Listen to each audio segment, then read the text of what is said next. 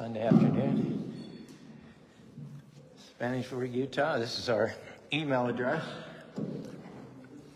Comments, correspondence, and feedback. Our website's there also for more information. There's another website, www.krishna.com, K-R-S-H-N-A, which is very helpful as well. That serves our international community. This gives you information about the local branch here. Everything is inspired by the teachings. Whoa. Of His Divine Grace, A.C. Bhaktivedanta Swami Prabhupada, founder Acharya of the International Society for Krishna Consciousness.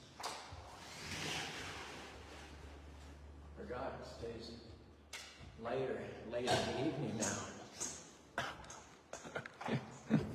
Today we'd like to talk about being in the middle of a miracle. We all go through challenges in life, and when that happens, it's easy to get worried, distressed, lose sleep, get run down. We wonder when things are going to change. We wonder when Krishna or God is going to do something. Little do we know that for those who keep Him first place in their lives, Krishna is not going to do something. He's already doing something. You're just not aware of it. He's keeping you from getting the winter flu. He's holding back the opposition. He's not letting that addiction defeat you. He's protecting you from an accident on the freeway. You didn't get up Monday morning when your alarm rang. You're 5 minutes late. Do you want me to? It's probably easier and quicker if I just do it myself here. I could have gone on for the next 40 minutes. Most of God's protection doesn't come dramatically, swooping down, taking us out of the clutches of the demon. It comes from direction. He intimates to you with His small, still voice from within the heart how not to be in the wrong place at the wrong time. We have no idea how many times the Lord has saved us through His inner directions. But when we're visibly and obviously in a tight spot, facing challenges, oppositions, backstabbers, betrayals, we shouldn't think that we're coming to the end. We should think that that is just a phase. That rather than doing us in, finishing us off, if we keep chanting His holy names, keep faithful to Him, we're going to find that that wasn't the end. That was the middle of a miracle. That sometimes when things are darkest, when they look most hopeless, God is most in control. He's making the arrangements, positioning us to come out the other side of that trouble twice as well off as we were before. The fact is that without God's favor, most of our challenges, we wouldn't be able to overcome them on our own. Without His protection, we would be defeated in life. One day, we'll be able, if we kept Him foremost in our minds, to be able to look back and say, look what the Lord has done in my life. How He sustained me throughout all the tough times, gotten me to where I am at this point in my life, healed me from that disease, saved me from that accident in the freeway, promoted me at the company in spite of my lack of experience. Right now, for His devotees, Krishna is working behind the scenes, making things happen that you can't see right now. If it wasn't for God's goodness, favor, and mercy, we wouldn't be able to take a breath. I wouldn't be able to gesture with my right hand. I wouldn't be able to walk. What to speak of being able to withstand forces that are coming against us, threatening to finish us off. The good news is that you're in no difficulty. At no time are you in it by yourself. You always have a friend. You always have a partner who's willing to push back the forces of darkness. Sometimes due to pride, we think we're making our own way through the difficulty. We say, God, no thanks. I don't need your help. I'm doing just fine. If I get to a really tough spot, I'll call you in. But I'm tough. I'm determined. I've got what it takes. And it's good to have confidence. It's good to have self-esteem. That may be part of it.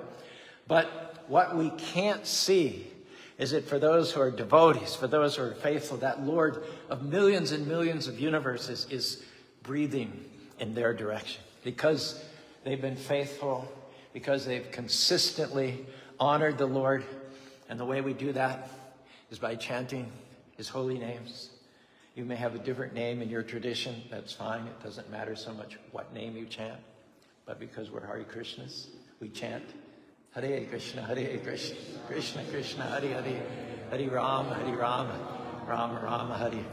And because we keep sheltered at him, the Lord of millions and millions of universes is sustaining his devotees, favoring his devotees, and where needed, healing his devotees. You can't see him, but he's bringing about those arrangements which will cause victory to come into the life of his devoted associates.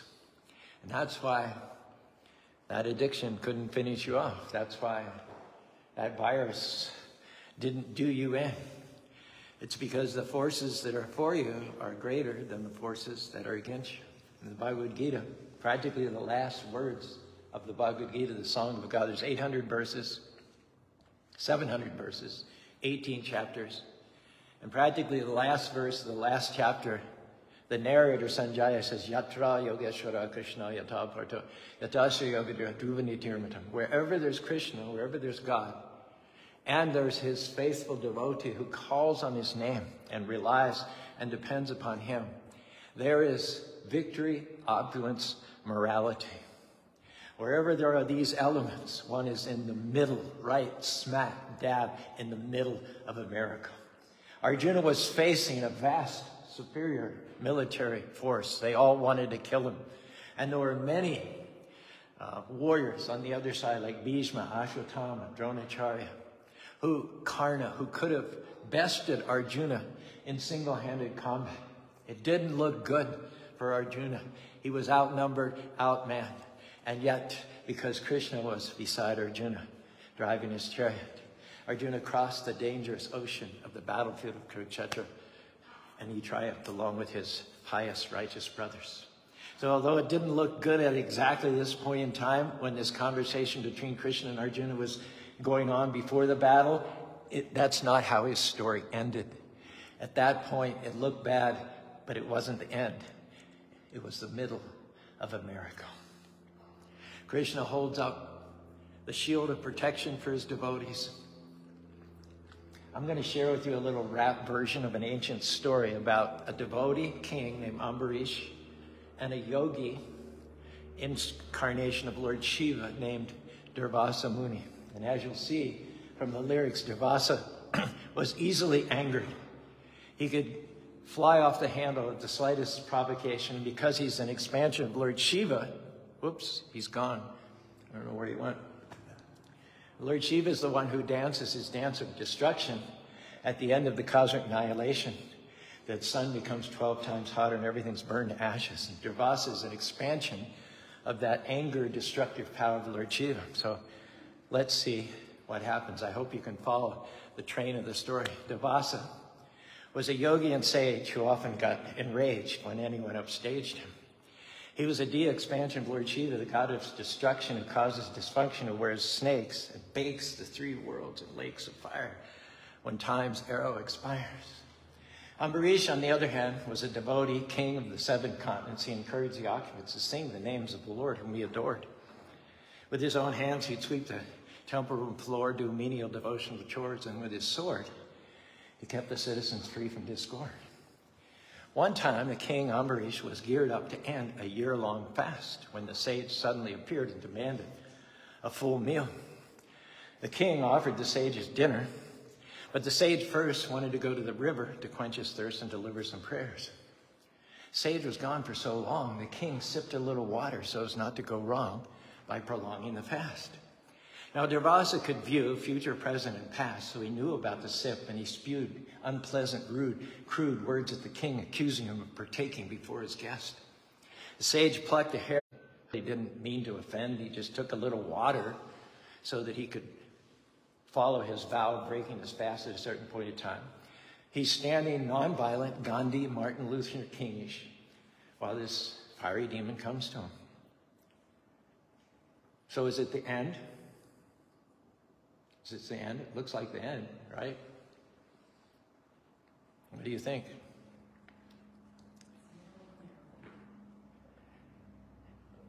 The answer is, all of you who are timid, is no, it's not the end. If you're following the theme, it's the middle. It's the middle of what? It's the middle of a miracle. What happened? Krishna's Sudarsana chakra out of nowhere intervened, right? And roasted the fiery fiend just as a snake is baked in the wake of a fire. And what happened to the sage? The sage began running for his life, being scorched by the torch of the Lord on his backside. He began fleeing all over the universe. He flew all over the universe and began to woo Brahma and Shiva to see who could relieve him. They said, dude, Krishna's our Lord. Though he appears like an actor in human society, if you offend him, you court disaster. Still being scorched by the Sudarshan blaster, the sage ran even faster to the abode of Lord Vishnu. The Lord warned that if you offend his devotees, even God himself cannot free you. Devotees are in my heart and I am in theirs. At no time are we ever apart. Although I'm the Lord of all creatures, I seek the dust from the feet of my devotees.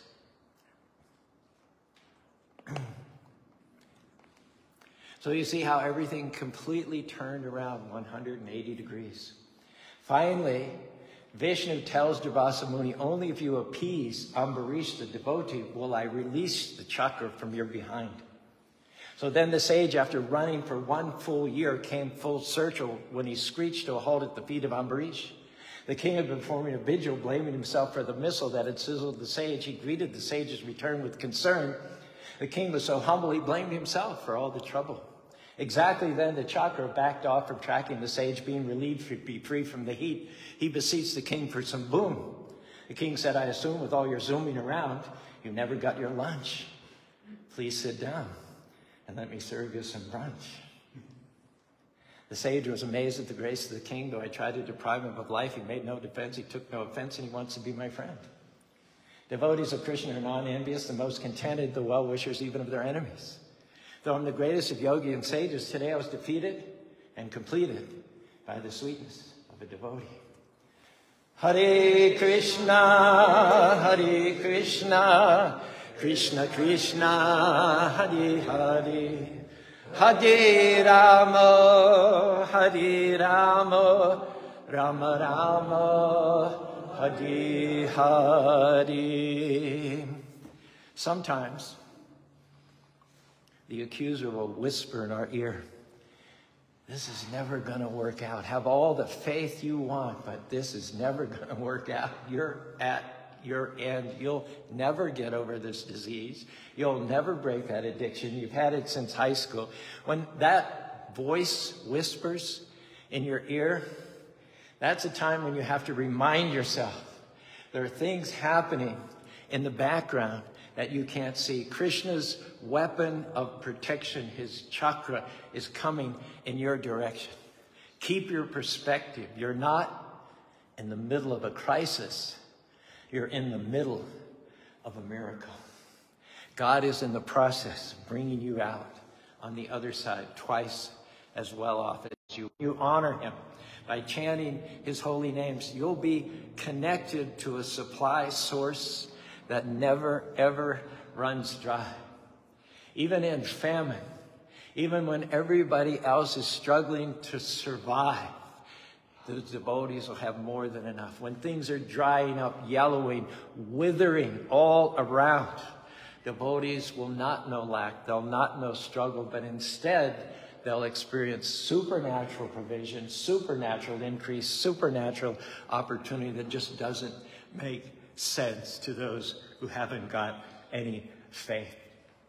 God will take his devotees up when circumstances might be dragging everybody else down, bringing opportunity, bringing promotion when things should be drying up.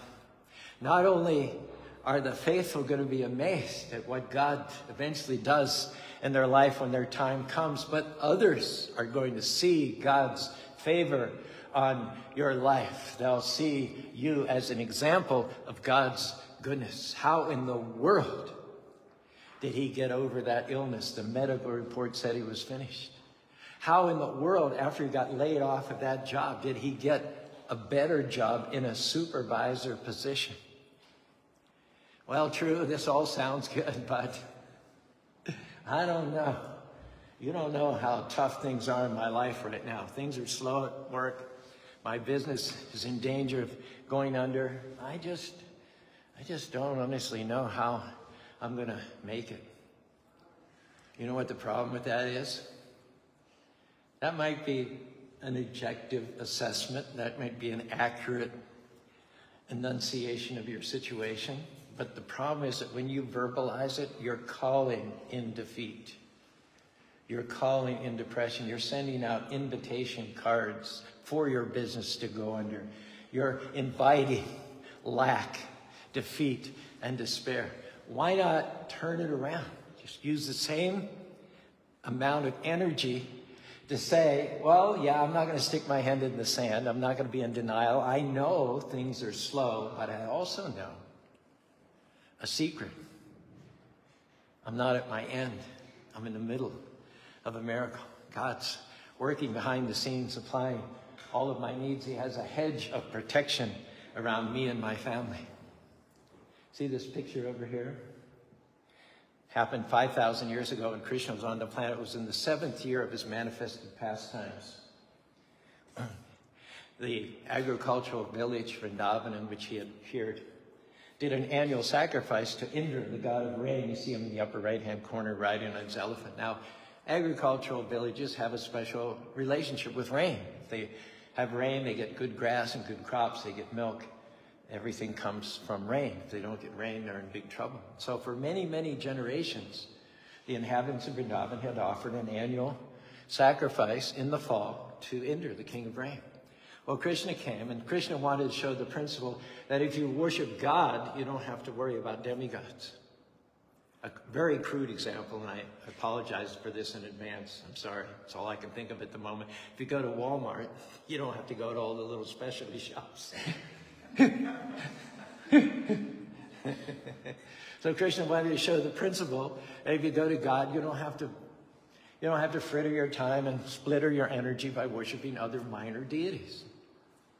So he told, why don't we take the paraphernalia, which is scheduled to be offered to Indra, and why don't we offer it to the cows? We have a much more intimate relationship with the cows because they give us milk, yogurt, butter, cheese, and all this. And worship Govardhan Hill, the hill on which the cows graze their grasses. And Krishna himself took on the form of Govardhan Hill and ate all of the beautiful offerings that were offered. Well, when word reached Indra, he became enraged. Just like we called Ravasa got enraged, Indra got enraged. Now, some people would say he slightly overreacted. The square mileage of this area in India is about 32 square miles. In order to bring about destruction in this area and teach the inhabitants a lesson, Indra invoked the clouds of destruction that are normally held and reserved and only invoked at the time of the annihilation of the entire cosmic manifestation. Killing a canary with a howitzer. So within moments, it was freezing temperatures. From 80, it went to 10 degrees. The rain was coming down, not in droplets, but literally sheets, pillars of water were coming down. The water was rising moment by moment, inch by inch. The thunder was roaring, the lightning was cracking, striking over and over and over and over and over and over again. Imagine, put yourself back there 5,000 years ago as a member of that village. Put yourself in their situation. It didn't look good. It's only a matter of moments before you and the cows and the whole area is underwater. You drown. Krishna appears on the scene. He leans down. Remember, he's exhibiting the body of a 7-year-old boy. And he picks up the mountain, Govardhan, with the little finger of his left hand. And he holds it as an umbrella and he invites everyone to come in underneath the shelter of this mountain where they'll be unaffected by the cold, by the rain, by the wind, by the thunder, by the lightning strikes, and by the water. And so at first, one might think, okay, well, now I have a choice. I can stay outside and get drowned, or I can go underneath a mountain, which is some or other held up on the little finger of a 7-year-old boy. Is there a third option here? Drowned or crushed, crushed or drowned, crushed or drowned, drowned or crushed. But anyway, they have faith in Krishna in spite of how bad it looks and how outnumbered they are. And so they choose to go underneath the mountain, recognizing there's a possibility that Krishna may not be able to hold this up for very long. How he even looked at it in the first place, they didn't know. They helped. The men, you see, they've got their staffs and all. They think they're going to help Krishna hold up the mountain. So everything's very uncertain. Between a rock and a hard spot, underneath a mountain, in the waves. Imagine you're there. And in all that uncertainty, somebody pipes up very timorously at first. Hare Krishna. I'm going to go with Krishna. I'm going to put my faith that Krishna can hold up this mountain as long as it takes. Because Krishna's not an ordinary boy. He's just exhibiting his pastimes here. He's actually none other than the Supreme Personality of God. And he's here to teach Indra a lesson, to give Indra his comeuppance. So I'm going to throw in my lot with Krishna. Nobody in the history of the world ever threw in their lot with Krishna and ever got disappointed. So someone made that decision. Someone crossed over. Someone took that step on their own. And they began chanting, Hare Krishna, Hare Krishna, Krishna Krishna, Hare Hare. And then someone else, just imagine you're there. Someone else joins in. So there's now 2 people. Hare Krishna, Hare Krishna, Krishna Krishna, Hare Hare. Feel free to join in if you like. And then they get a little bolder. And then a 3rd and a 4th and a 5th. Hare Krishna, Hare Krishna. The mountain's still there. They're drying off. They're warming up. There's food. There's, Krishna, Krishna, Hare Hare.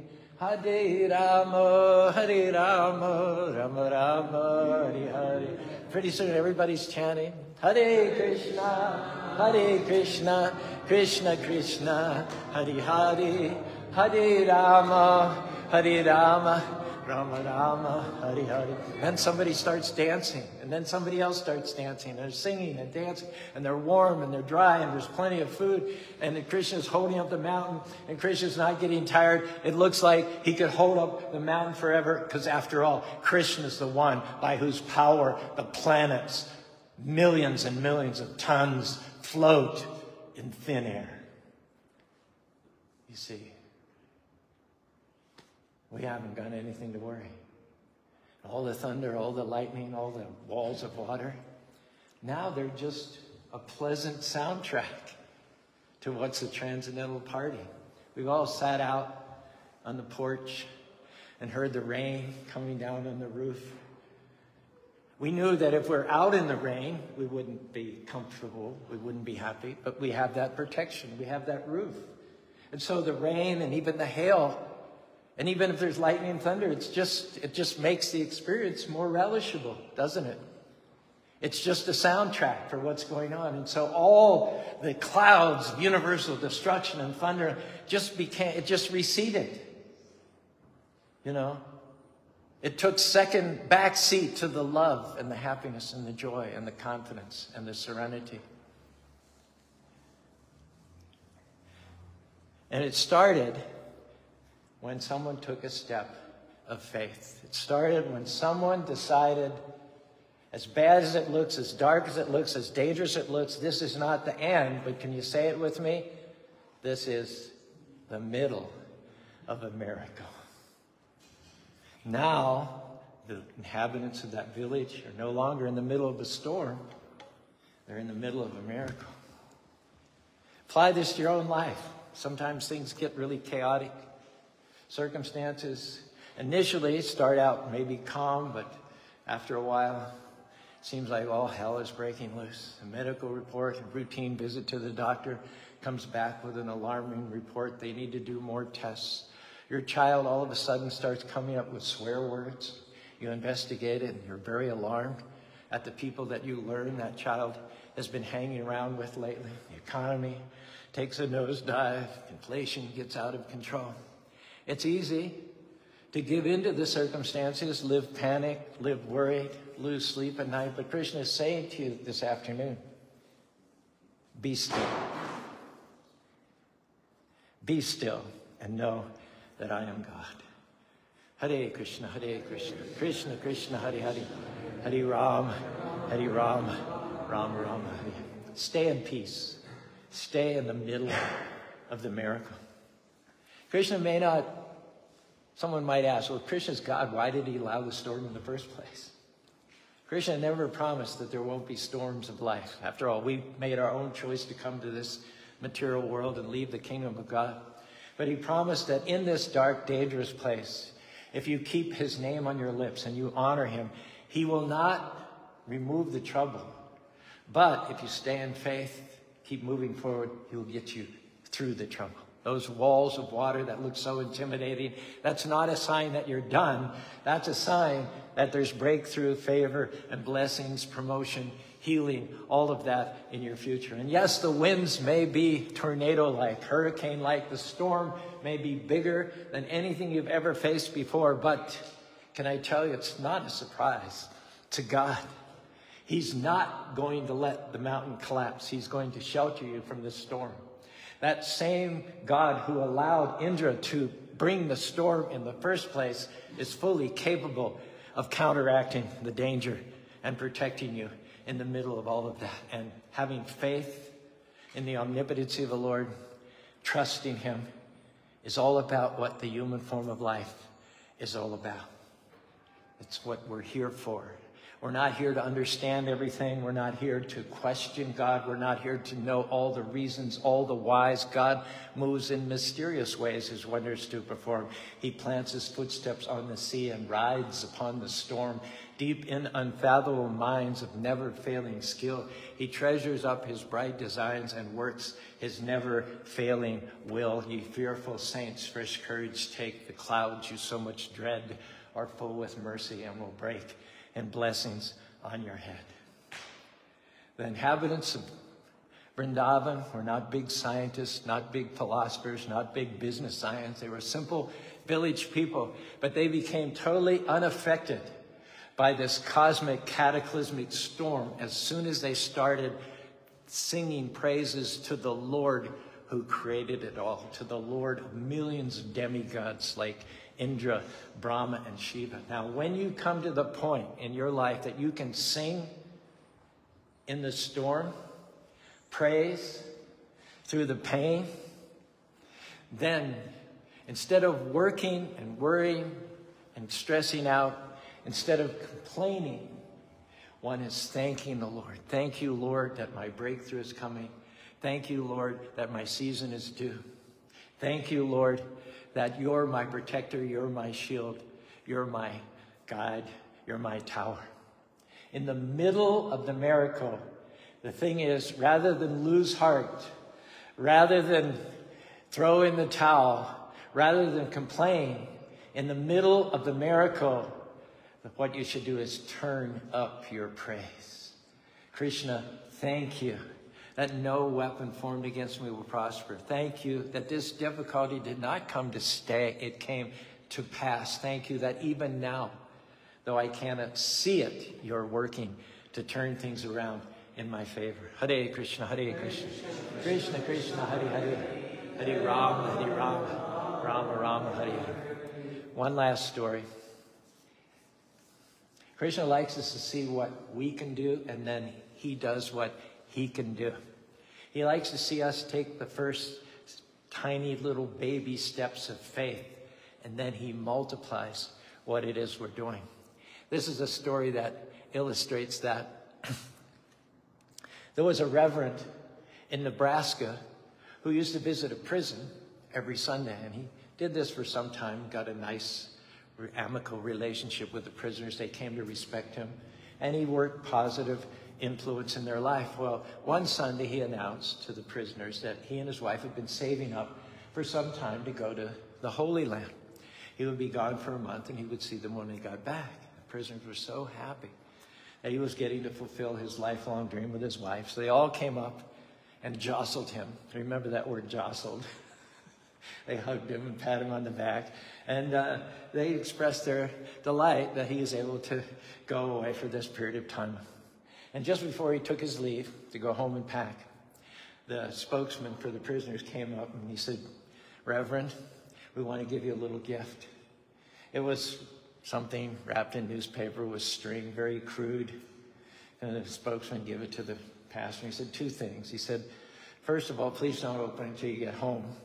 And the second thing is, when you do open it, remember where we are, our limitations, and take that into consideration."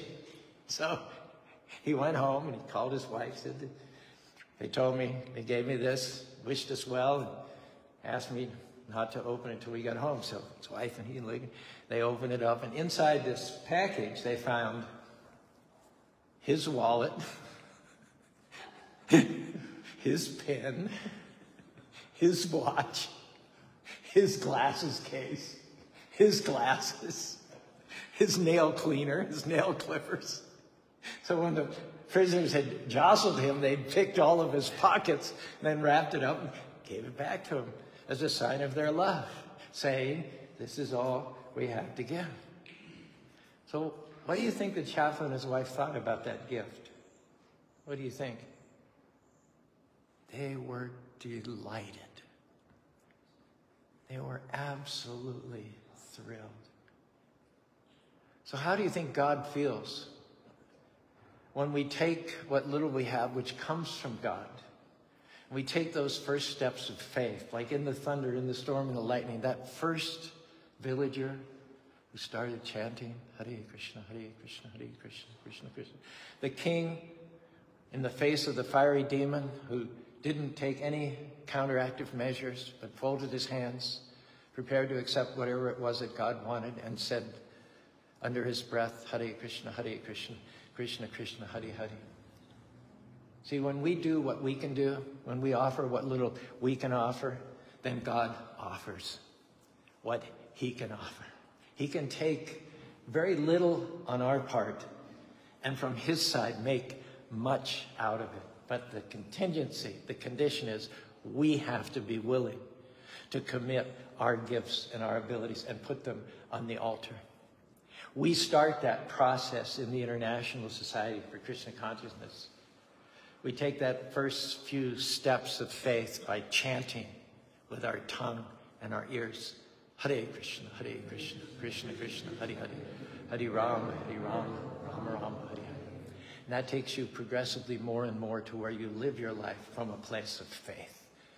You look at the circumstances. They might be negative. Everybody else might be losing it and giving way to hysteria under the circumstances. But devotees know that for Krishna, anything is possible.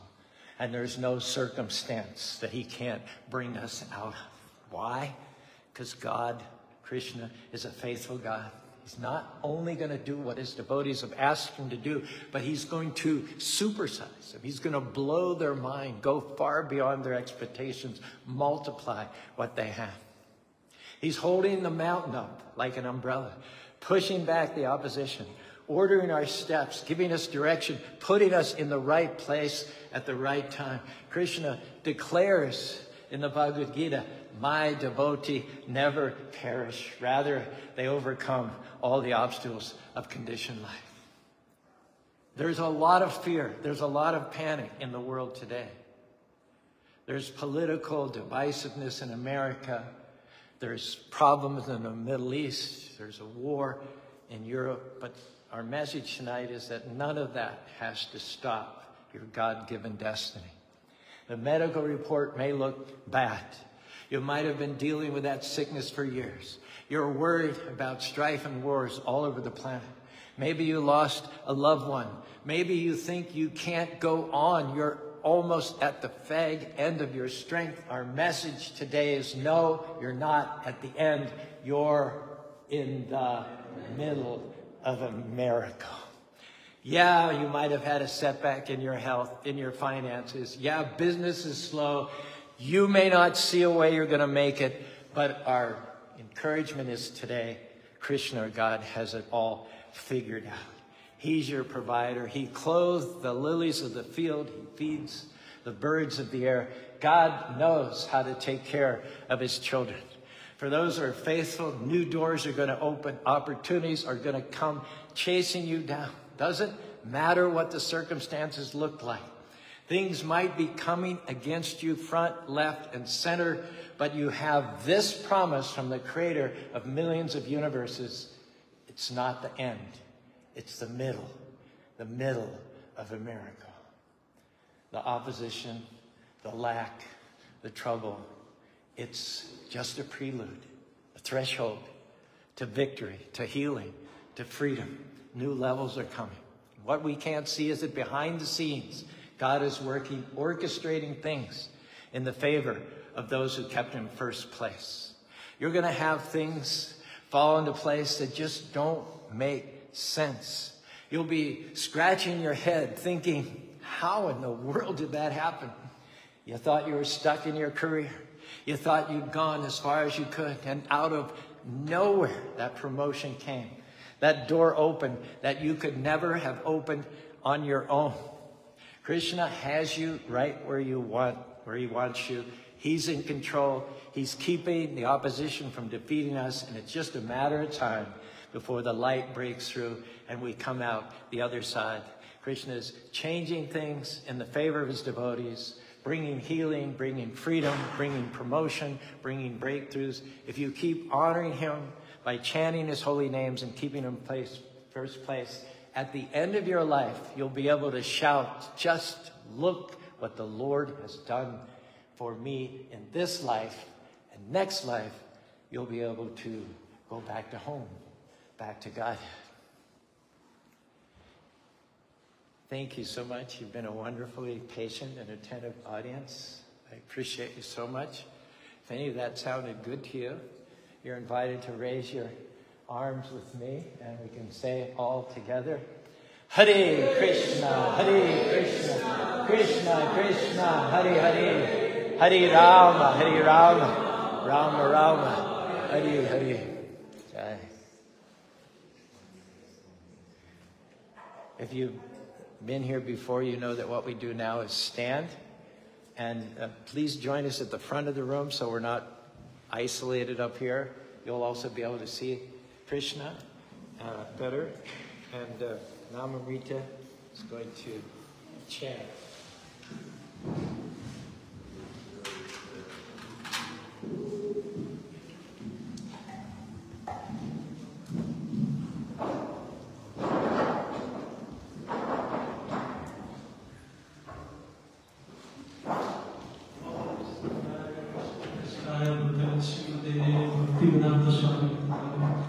Namaste Saraswati Devi Bhagavani Pacharani Nirvishesha Sundravani Pashudesana Jai Shri Krishna Chaitanya Prabhu Nityananda Shri Advaita Gadadhara Srivaswati Gauranga Pravinaya.